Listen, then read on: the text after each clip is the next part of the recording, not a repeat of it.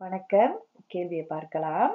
அட்டவணை சித்தார்த் மற்றும் அவன் நண்பர்கள் ஒரு மாதத்தில் ஓய்வு நேரத்தில் வாசித்த வாசிப்பு அட்டையின் எண்ணிக்கையை காட்டுகிறது. அட்டவணை பார்த்தீங்கன்னா பெயர் எண்ணிக்கை இருக்கு. அதாவது சித்தார்த் 15, குமார் 10, அமுதன் 12, லோகன் 13, மொத்தம் 50. சித்தார்த் வாசித்த வாசிப்பு அட்டையின் எண்ணிக்கையை விழுக்காட்டில் கணக்கிடுக. சரி, இப்ப நம்ம இந்த கேள்வியை பார்த்தோம்னா அவங்க கேட்கறது விழுக்காட்டில். சரியா? விழுக்காடு கணக்கு. அதுல அவங்க கேட்டது சித்தார்த் வாசித்த வாசிப்பு அட்டையோட விழுக்காடு 50. ஸோ இதை நம்ம கண்டுபிடிக்கணும். விழுக்காடுக்கு நமக்கு முக்கியமா மொத்தம் தேவைப்படும். சரிங்களா? இந்த மொத்தம்.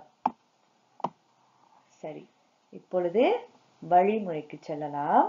ஓகே, ஒரு விழுக்காடு கேள்வி செய்யணும்னா நீங்க முதல்ல அவங்க விழுக்காடுக்கு மாத்த சொல்றாங்க. நம்ம விழுக்காடுனா நமக்கு தெரியும் 100. சரிங்களா? 100ஆல தான் நம்ம பெருக்குவோம். சரி, அதற்கு முன்னுக்கு பாத்தீங்கன்னா ஓகே, மொத்தம் சித்தார்த்தோடையும் நீங்க இங்க எழுதணும்.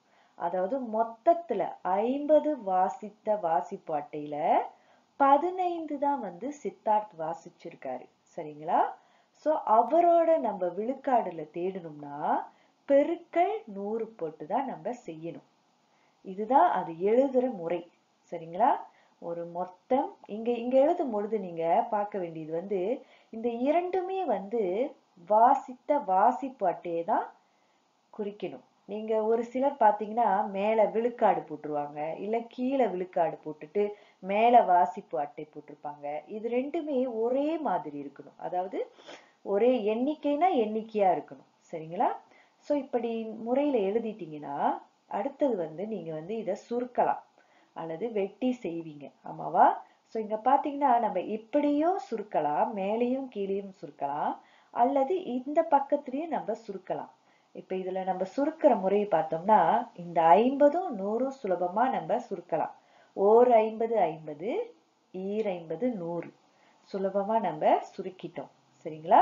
அடுத்தது நீங்க என்ன செய்யணும்? 15 இது பெருக்கல்னால 15 இந்த 2ஆல நம்ம பெருக்கணும்.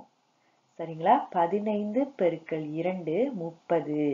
அவங்க கேள்வி விழுக்காட்டுல கேட்டிருக்கனால உங்க விடை கண்டிப்பா 30 விழுக்காடுன்னு எழுதியிருக்கணும். புரியுதுங்களா?